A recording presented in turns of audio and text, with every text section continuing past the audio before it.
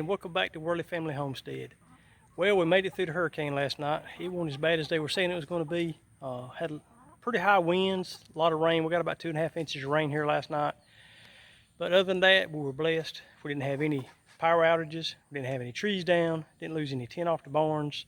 Fences are still good. I was kind of worried last night that maybe a tree or a limb or something may fall on the fence and cows may get out overnight. Got up early this morning and checked all that before I went to work. Everything was good. But you can look behind me though and see that the chicken pen is one mess. 2.5 inches of rain. So this is going to be our next project we're going to try to tackle. Let me tell you the story how we started out in the chicken business. Well, trying to grow this farm and know where our food comes from, about the easiest place to start would be get some chickens and raise some fresh eggs and start from that. So we went to our local supplier and we got us 6 chicks and started growing them. Well, soon found out that they're not going to stay in that brooder too long, so we got to have somewhere for them to go. And I had looked around at different chicken coops and that kind of thing, and the little small ones, I said, that's not going to last, and we want something that's going to be good. Once we spend the money, we can keep it for several years. So during the course of my public job, I did a little traveling at one time, and about 2.5 hours east of here, there's a little store down there, and they're from the Amish country. And they end up opening up a general store here in North Carolina. But at this store, they also brought buildings from the Amish country that was made from them, and they actually built chicken coops. So I called the man one week and said, hey, I need to buy a chicken coop. Have you still got any? And he said, I sure do. And so we got together, and I told him, I said, well, Kim likes red. Have you got one that's red? And he said, I do. So I said, well, I'll see you Saturday morning. So me and Kim got the truck, hooked the trailer up. Saturday morning, we headed off that way. We got down there and talked to the man. He showed us the coop. We said that'll work fine for us. We got together on the price, and before we got ready to load up on the trailer, he said, look, I'll tell you what I'll do. He says, I got some laying hens over there. He said, they just have started laying. He says, I'm gonna give you 6 of those laying hens to get you started off right. Well, I appreciated that. So we loaded the coop up on my trailer. We tied it down, and the guy helping him at the store went and caught the 6 hens, put them inside the coop on the trailer. Of course, they put some bedding in there for them in the nesting boxes so they'd be more comfortable coming home, because like I say, it was a 2.5 hour ride back home.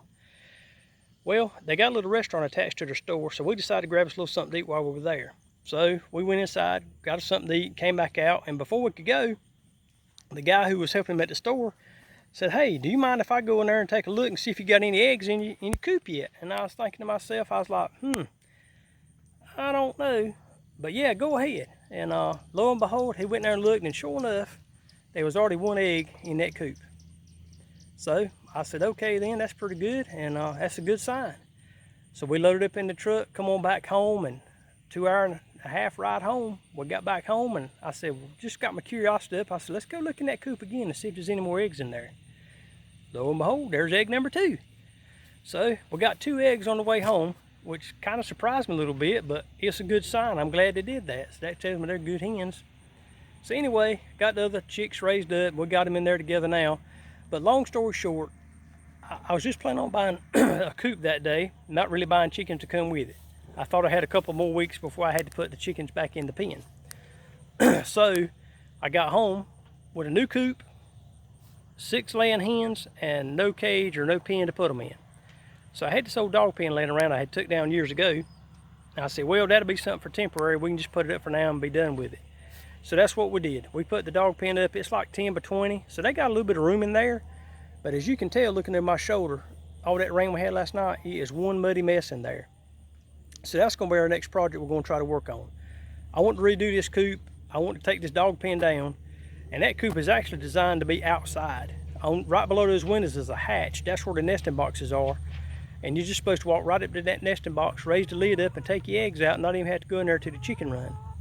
So the plan is to take this mess I got here down and build a new run and have this actual coop on the outside where it's like it's supposed to be.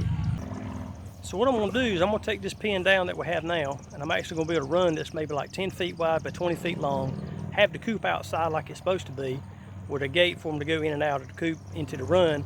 But I'm also going to take and put a roof over it so they'll have a little bit more shade. If you can kind of tell, let me walk around this side over here. We got the Rhode Island Reds, and they don't do really great with heat. And they had, when summertime really kicked on and it really got hot over here, they started not laying as good as they were.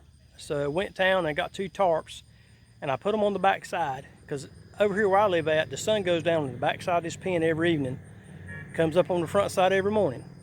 So put these tarps up just for shade. They don't go completely over the top. I've got some screening above the top with some, can't think of what it's called, but it's the vintage shade kind of stuff that lets water go through but kind of keeps the sun off of them a little bit too. So what I did to keep them get too hot, I didn't put that tarp all the way down to the ground, so there's about 1 inch or so where a breeze can blow under the pen, under that tarp, get them a little cross breeze under there. And ever since I've done that, it's kept the sun off of them, and they've actually started laying back better. I've got 8 hens in there, and I'm getting about 6 eggs a day right now, but I've got 2 that are just getting ready to start laying. They're still kind of young. They're part of my first 6 that we got from the supply store. So they're just about old enough now to start laying. I got one that may be starting laying now. But that's going to be our plan. We're going to take this coop here down, reboot it like it should be, and just got in a hurry. Didn't expect to get chickens when I did, other than the ones I was trying to raise up, and I had a few weeks to go. But like everything else, life happens, and you sit there and you put it off and put it off. But it's time now to get this done. So y'all hang around with me. In the next few episodes, hopefully we'll get started on this. We got a few other projects to do. We got some barns we got to do some fixing on. Got some tin that's blowed up. We got to get it fixed. Talk to a man today about that, and hopefully soon we'll get that started. So y'all hang around, see what kind of mess I can make doing this coop, and leave me some comments down below and let me know what I need to do and any suggestions y'all may have before I get started. I surely would appreciate it.